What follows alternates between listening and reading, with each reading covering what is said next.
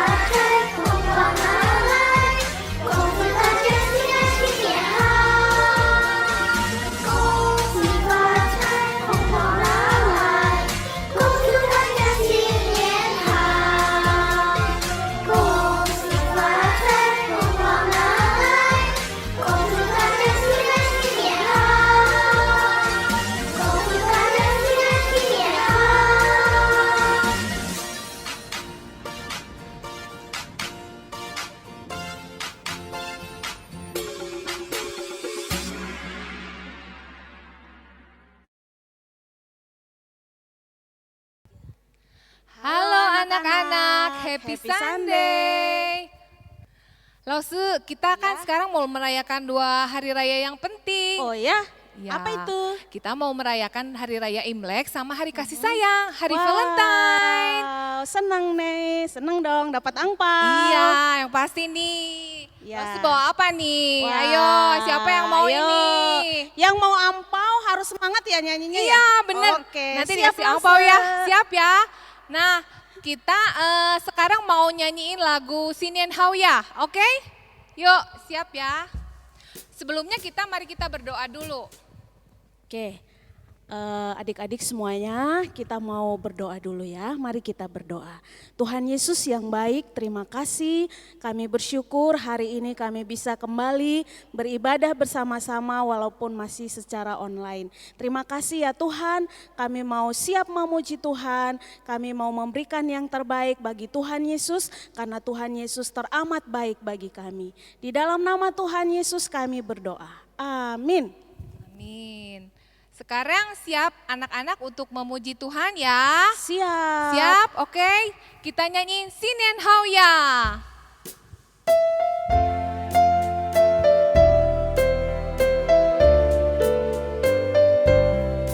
Sinien Hao ya, Sinien Hao ya，祝贺大家新年好。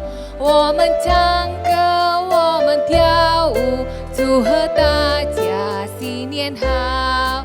新年好呀，新年好呀，祝贺大家新年好。我们唱歌，我们跳舞，祝贺大家新年好。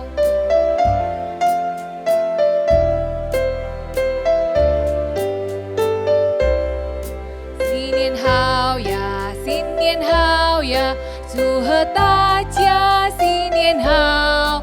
我们唱歌，我们跳舞，祝贺大家新年好。Aduh seneng, tahu nggak Bu Osin itu artinya apa? Artinya apa Lause? Apa ya?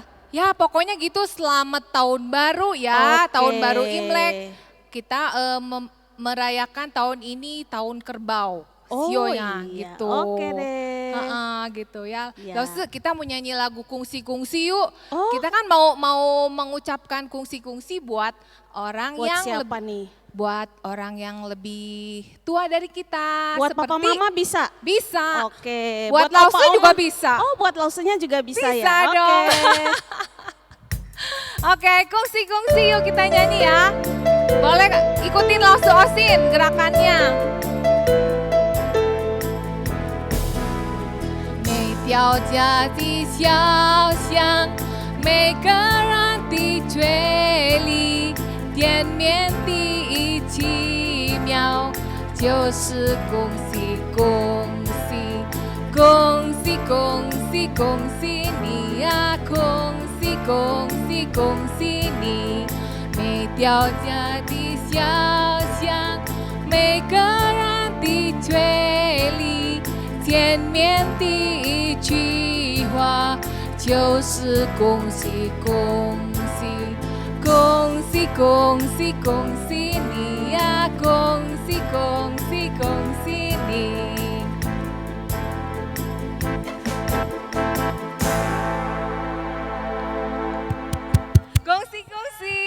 ！Kongsi semuanya. Iya. Lause ternyata kita tidak hanya merayakan Imlek tapi juga biasanya tanggal 14 Februari itu hari Ya. apa ya? Iya, Hari biasanya apa? kita bilang hari Valentine. Valentine. Hari Pas hari kasih ini ya? sayang. Iya, betul. Hari ini tanggal 14 loh adik-adik. Nanti dapat coklat enggak ya adik-adik di rumah ya?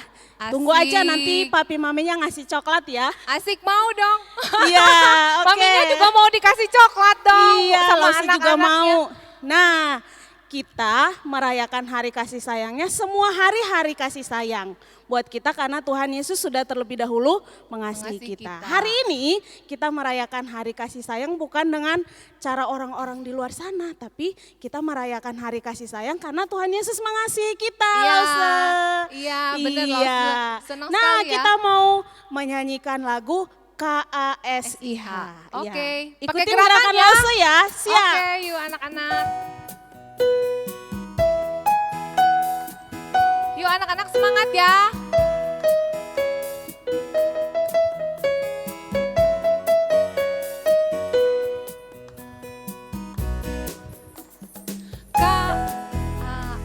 K-A-S-I-H, K-A-S-I-H, kasih, kasih, kasih, kasih, kasih. Kasih itu sabar, tidak suka marah-marah, sayang kepada teman, seperti kasih Yesus. KASIH 2 kali ya. KASIH, KASIH, kasih, kasih, kasih, kasih, kasih, kasih, kasih. KASIH, KASIH, KASIH, kasih, kasih, kasih, kasih, kasih, kasih, kasih. Kasih itu sabar. Kasih itu sabar, tidak suka marah-marah, sayang kepada teman, seperti kasih Yesus, seperti kasih Yesus, seperti kasih Yesus, seperti kasih Yesus. Tepuk tangan buat Yesus. Iya. Kasih Yesus, kenapa harus seperti kasih Yesus? Karena Yesus tidak marah-marah ya. Benar, Iya. betul. Kalau kita salah dulu baru dimarahin ya. Iya, oke. Sebelum Oke. kita dengar firman Tuhan, kita mau nyanyi lagi satu lagu Lause. Oke, ya. Lagunya kasihnya seperti, Seperti sungai. Ya. Pakai gerakan loh sih Iya, ya. pakai gerakan ya. Pakai gerakan. Adik-adik di rumah harus berdiri. Yuk, kalau bisa sama di sampingnya ada orang. Ya. Ya.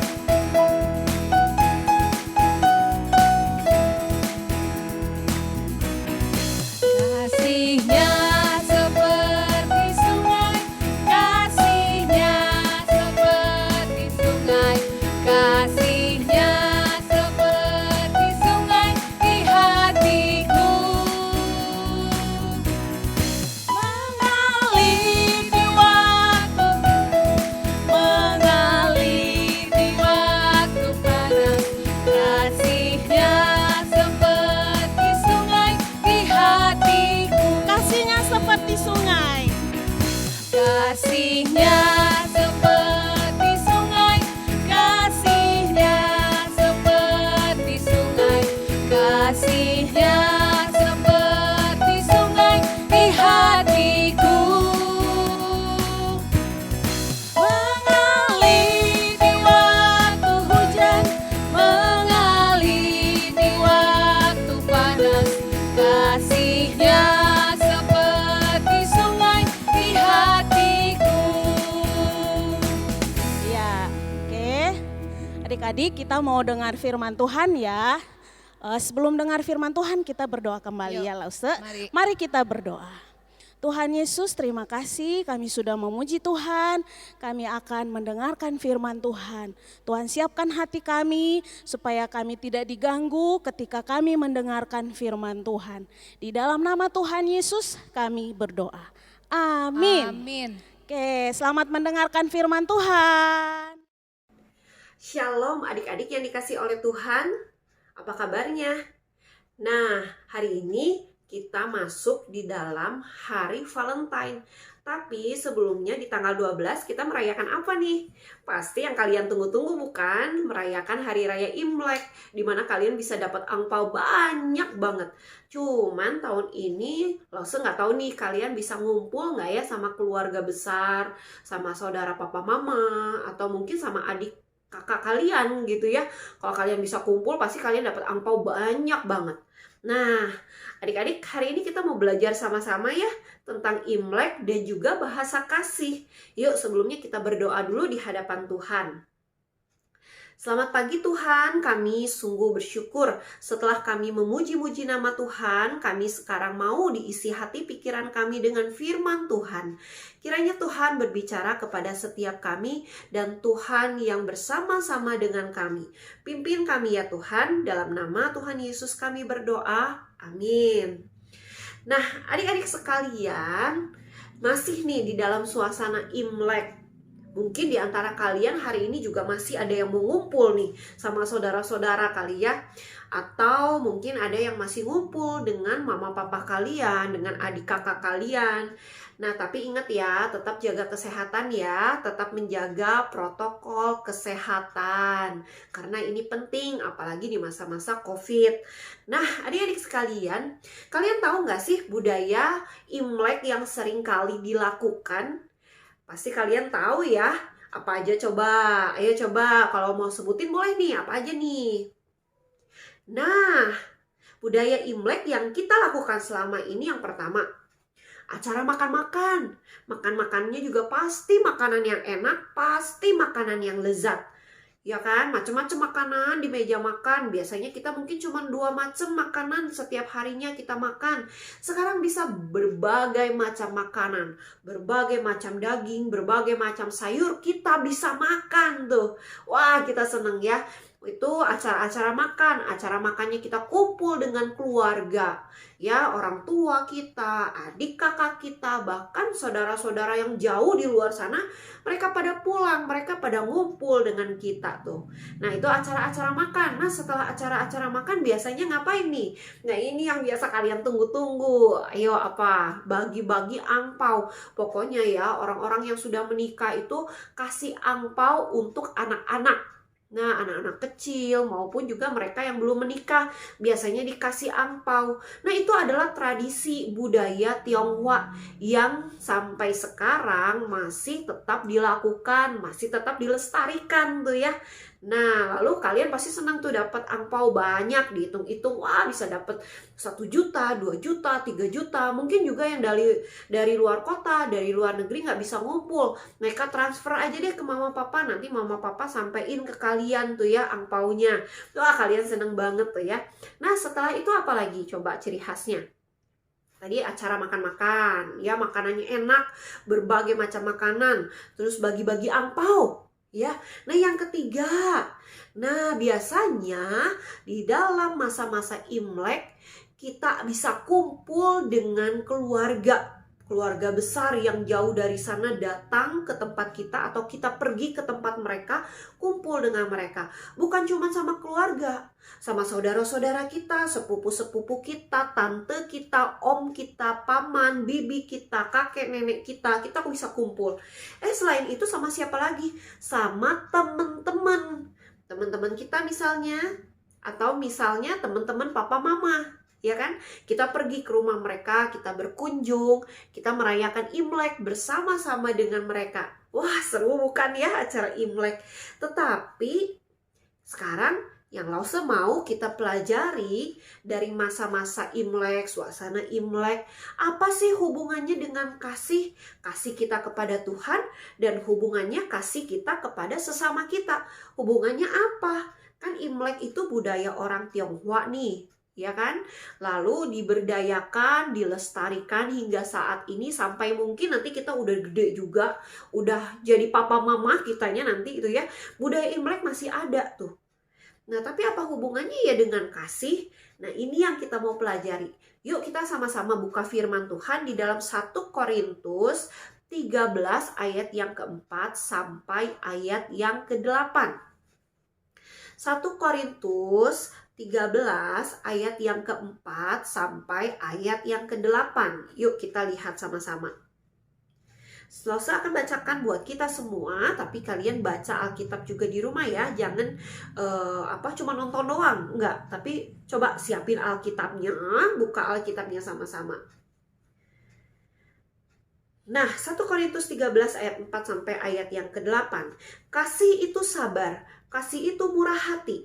Ia tidak cemburu, ia tidak memegahkan diri dan tidak sombong. Ia tidak melakukan yang tidak sopan dan tidak mencari keuntungan diri sendiri. Ia tidak pemarah dan tidak menyimpan kesalahan orang lain. Ia tidak bersukacita karena ketidakadilan, tetapi ia bersukacita karena kebenaran. Ia menutupi segala sesuatu, percaya segala sesuatu, mengharapkan segala sesuatu, sabar menanggung segala sesuatu. Ayat ke-8. Kasih itu tidak berkesudahan, nubuatan akan berakhir, bahasa roh akan berhenti, pengetahuan akan lenyap. Ayat ke-13. Nah, ini coba perhatikan sama-sama ya. Demikianlah tinggal ketiga hal ini, yaitu iman, pengharapan, dan kasih. Dan yang paling besar di antaranya ialah kasih. Nah, adik-adik yang dikasih Tuhan, kita harus tahu dulu tuh, apa sih firman Tuhan berkata tentang bahasa kasih? Bahasa kasih itu adalah ungkapan perasaan anak-anak Allah dalam pergaulan sehari-hari dengan sesama manusia.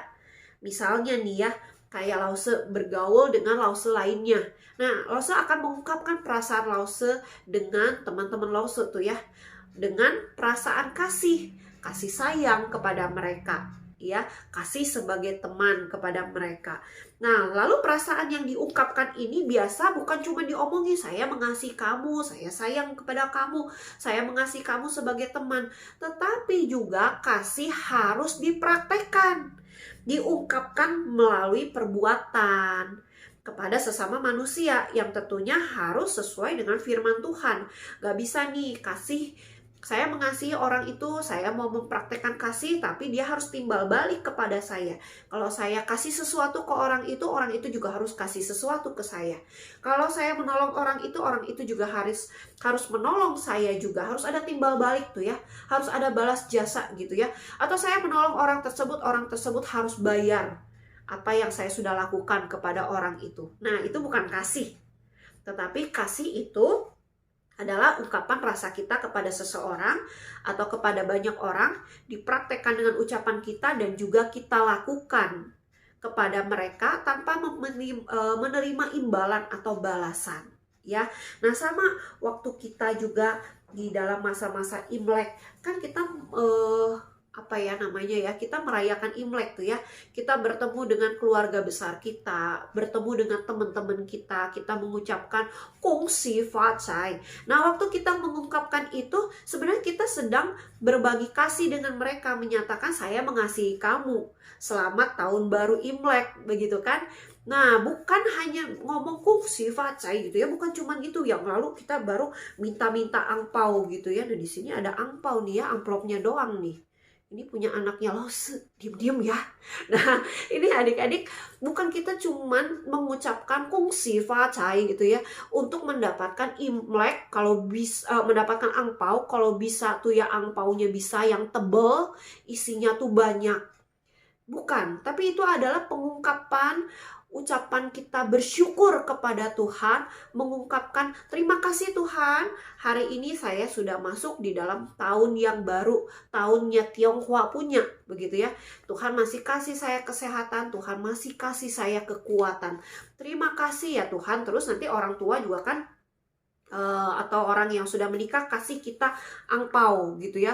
Waktu kita dikasih angpau, jangan lupa kita mengucapkan xie xie gitu ya kepada mereka. Kita ucapkan terima kasih bahwa ternyata ini adalah bukti mereka mengasihi kita. Mereka sayang sama kita dikasih angpau, ya kan? Nah, kita juga mengucapkan terima kasih. Itu adalah ungkapan kita bersyukur sama Tuhan, bersyukur juga dan mengucapkan terima kasih kepada orang yang sudah memberi. Menyatakan bahwa kita juga mengasihi mereka dengan menerima angpau tersebut bagi kita gitu ya. Jadi angpau bukan cuma sekedar isinya tebel atau enggak ya, dapat berapa atau dapat kecil ya gitu ya, enggak kayak gitu. Tapi kita juga bisa berbagi kasih. Kita bisa menerima kasih dari orang lain dan kita bisa berbagi kasih dengan orang lain dengan pengungkapan kata-kata. Lalu di dalam masa-masa Imlek juga kan tadi ya, kita bisa pergi ke rumah teman kita, pergi ke rumah saudara kita, pergi ke keluarga besar kita yang jauh gitu ya. Misalnya ini kalau di masa-masa belum corona nih ya, belum ada covid, atau nanti kalau covidnya udah berlalu, nggak ada covid lagi, kita kan ngerayain Imlek lagi tuh ya. Mungkin di tahun depan kita ngerayain Imlek. Nah, kita bisa pergi ke tempat mereka, kita berbagi kasih. Mungkin kita bawa sesuatu makanan, saya kan mengasihi kamu, saya mau kasih makanan nih. Nah, itu hal-hal kecil. Atau ada orang yang butuh bantuan di masa-masa Imlek, kita mau bantu mereka. Itu hal-hal kecil yang bisa kita lakukan di masa Imlek untuk menyatakan kasih kita kepada sesama kita. Nah, lalu firman Tuhan mencatat ada contoh-contoh sikap untuk menyatakan kasih yang dinyatakan oleh firman Tuhan. Apa aja? Yuk kita lihat. Kasih itu sabar. Sabar artinya apa? Tidak pemarah, tidak cepat murka, tidak cepat emosi, sabar ya, sabar gitu kan ya. Kalau kita lihat teman kita kesusahan atau teman kita marahin kita gitu ya, emosi sama kita, kita bilang sabar gitu ya. Kalau mereka menghadapi kesusahan, kita suka bilang sabar. Nah, lalu kita sendiri merasa sabar nggak ya? Kita sendiri bisa merasa sabar nggak waktu kita menghadapi orang tua kita yang sering kali ngomel, ngasih tahu kalau apa yang kita lakukan salah dan kita nggak mau terima? Apakah kita pernah berkata di dalam hati kita, sabar, ini yang terbaik, orang tua sayang sama saya, maka dia mau saya lakukan ini dan itu, orang tua mau saya tidak lakukan ini dan itu. Saya harus sabar. Nah, itu kasih ya, menghadapi kesabaran. Lalu kasih itu murah hati. Murah hati artinya nggak pelit. Artinya nggak hitung-hitungan. Kalau kita mau bantu orang, kita ya bantu. Nah, di momen Imlek ini ada juga loh orang-orang Kristen ya, atau anak-anak Kristen membantu orang yang kesusahan. Misalnya mereka dapat berkat banyak, mereka bagi ke panti asuhan, ke orang-orang di pinggir jalan yang hidupnya susah gitu ya. Nah, berbagi itu di momen-momen Imlek, ya kan ya. Nah, itu perlu ada murah hati. Kalau nggak ada rasa murah hati ya, pelit adanya. Hitung-hitungan, nggak mau, ngapain saya kasih. Cuek, ngapain saya peduli sama mereka yang membutuhkan. Padahal mungkin kita dapat angpau begitu banyak. Nah, adik-adik, kita boleh loh berbagi angpau ya dengan mereka yang kesusahan, boleh loh. Boleh kasih apa yang kita punya, mungkin nggak semua lah ya. Mungkin kita cuma kasih sedikit, ya nggak apa-apalah. Belajar memberi kepada mereka yang membutuhkan. Nah, itu kan berbagi namanya ya di momen Imlek. Nah, lalu apa lagi? Kasih itu tidak cemburu gitu ya. Kalau adik kita dapat angpau lebih banyak daripada kita tuh nggak ngomel. Kita tuh nggak cemburu, ih kok adik saya ya dapatnya lebih banyak daripada saya, enggak tuh ya. Tapi kita bisa terima, ya nggak apa-apa deh, adik lebih banyak, saya cuma segini juga nggak apa-apa, saya bersyukur, saya berterima kasih. Karena orang yang memberikan kepada saya juga memberikan dengan kasih. Saya juga mau mengasihi Tuhan, saya mau mengasihi mereka. Dan mengasihi adik saya yang dapat angpau lebih banyak. Nah, itu kasih tidak cemburu. Itu hal kecil bukan ya di masa-masa Imlek. Lalu kasih tidak memegahkan diri dan tidak sombong. Nah, adik-adik balik lagi nih, kalau kita dapat angpau banyak, lalu kita sombong, lihat nih, saya dapat angpau ya 10 juta. Lalu nanti ada temennya ngomong saya dapat 15 juta. Temennya lagi bilang dapat 20 juta. Adik-adik hati-hati. Itu adalah kesombongan. Tidak ada kasih. Justru di hatinya nanti ada kecemburuan sosial. Hati-hati ya. Jadi kasih itu tidak boleh sombong, tidak boleh memegahkan diri.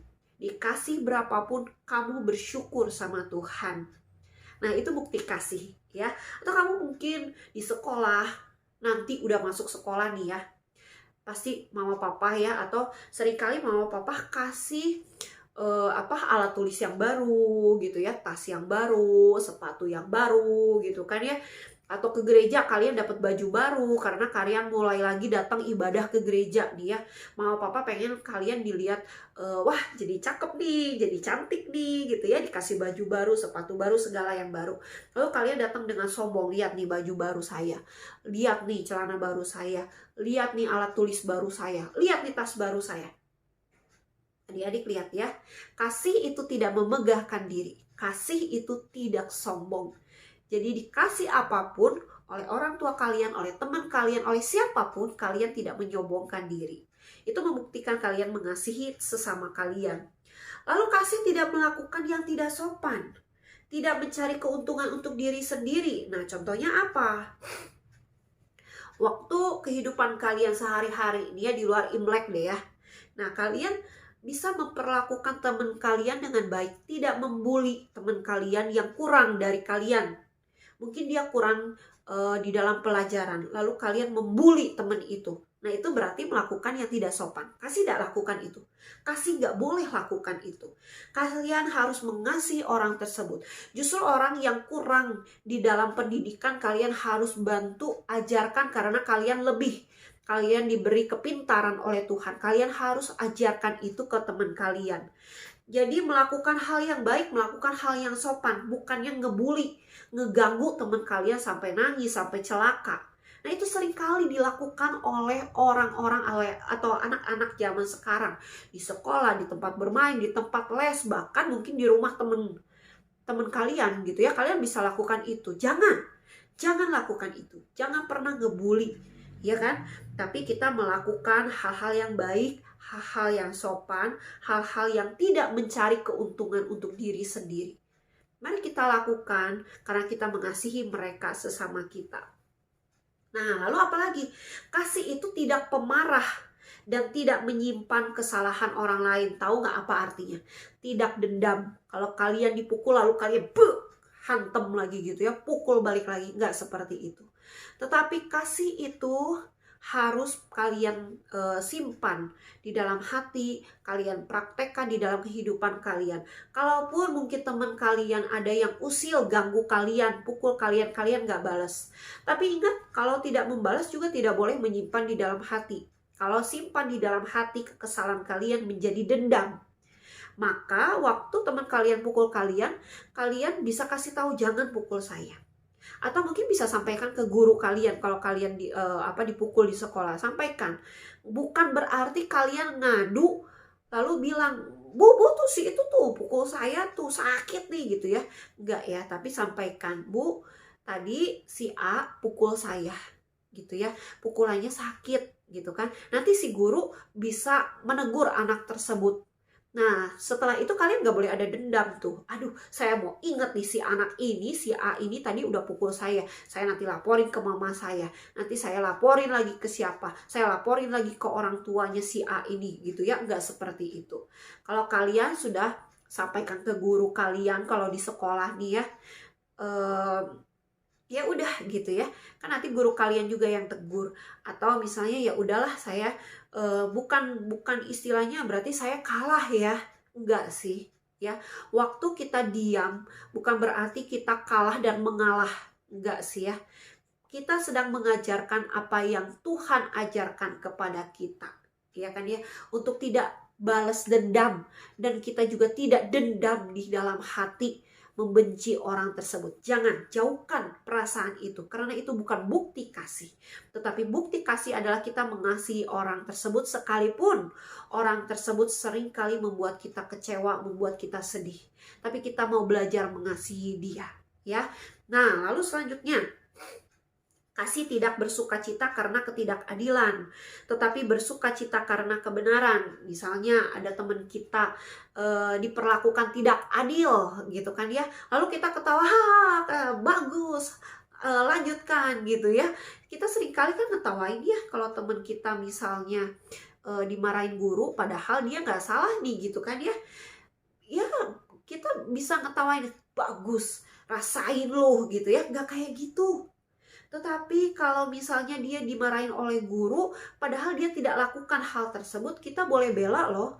Kita boleh ngomong, Bu, saya tadi lihat yang merusak misalnya ya, merusak penggaris sekolah ini bukan si A, tapi si B sih sebenarnya gitu ya. Atau misalnya penggaris itu memang udah rapuh, rusak begitu, bukan karena si A yang merusaknya. Misal contoh gitu ya. Jadi nggak ngetawain atau malah ngomong, iya Bu benar Bu, si A tuh yang udah ngerusak penggaris itu, si A Bu yang lakukan ini dan itu. Enggak. Ya, ingat ya, kita tidak bersukacita karena ketidakadilan. Kita nggak ngetawain orang gitu ya, karena ketidakadilan. Tetapi kita bersukacita karena kebenaran. Kalau benar, ayo kita bela. Kalau benar, ayo kita dukung. Nah, itu maksudnya ya. Nah, lalu kasih itu menutupi segala sesuatu. Tetapi ingat ya, bukan dosa ditutupi, enggak ya. Kita kalau lihat teman berdosa ya kita nggak tutupin, kita kasih tahu, kamu nggak boleh loh lakuin ini karena ini salah. Atau kita sendiri melakukan hal yang salah lalu kita tutup-tutupi, enggak ya. Kita akui diri kita salah di hadapan Tuhan ya. Nah, jadi kasih itu menutupi segala sesuatu, maksudnya ya kita membela orang yang benar. Kita melindungi orang yang benar. Kita berjalan bersama orang yang benar gitu ya, orang yang memang hidupnya di dalam kebenaran, bukan di dalam dosa. Lalu kasih itu percaya segala sesuatu. Artinya percaya segala sesuatu ya kita nggak menaruh curiga sih ya. ke orang-orang di sekitar kita. Saya curiga nih si ini mah suka gosipin saya curiga nih si ini mah gak suka sama saya, gak seperti itu. Kasih percaya kepada segala sesuatu. Lalu kasih mengharapkan sesuatu gitu ya. Kasih itu sabar menanggung segala sesuatu. Ini ya, kasih mengharapkan segala sesuatu bukan berarti kasih meminta balas jasa. Tidak. Ya, mengharapkan sesuatu adalah harapan yang baik, harapan yang sesuai firman Tuhan. Maksudnya gini, contoh ya. Kalau teman kita udah berbuat salah kepada kita, lalu dia minta maaf, kita maafkan, itu bukti kasih ya. Lalu kita berharap agar teman kita tidak melakukan lagi kesalahan yang sama di kemudian hari. Nah, itu salah satu contoh kasih mengharapkan segala sesuatu. Lalu kasih itu sabar menanggung segala sesuatu. Berat beban hidup kita tanggung. Teman kita punya beban berat hidup juga. Kita mau sabar bersama-sama dia menanggung beban berat itu.